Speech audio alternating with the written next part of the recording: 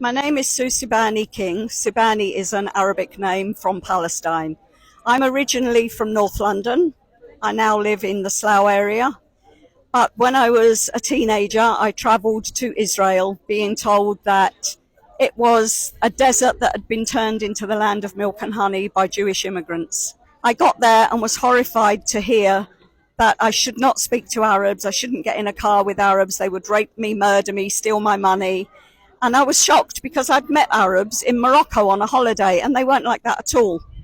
When I got in the second car, because we were hitchhiking back in the day, I got exactly the same message as if it was form written. And I started to wonder why they were trying to turn me against another people. On the third time of hearing it, I thought I'm going to investigate and find out what is going on. I ended up staying in Palestine. I married a Palestinian Christian. I have two Palestinian daughters that were born in Palestine.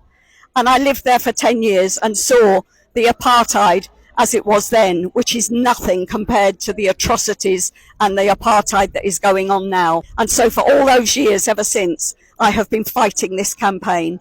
When we first moved back as a family, my children went to school and were asked, "Where are you from?" And they said Palestine. And people said, "Do you mean Pakistan?" People had never even heard of Palestine. So look how far we've come. Now everybody knows the word Palestine, and I will keep on until my dying breath telling everybody why we need to support Palestine. It's the longest going injustice of our times. If you could summarize the history, in a minute, what actually happened? Is it Palestinian land? Is it Israeli land?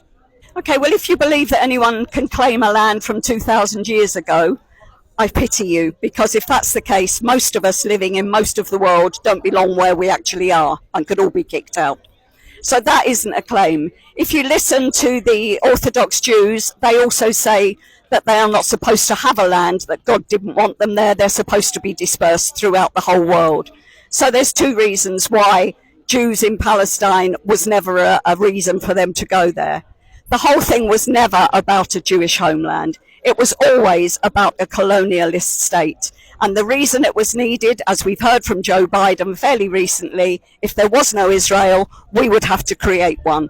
It's because it serves the interests of America and the West to have somebody there like a 51st state that they can control, which is why they support Israel completely, financially, with arms, and allow them total impunity in every violation of international law.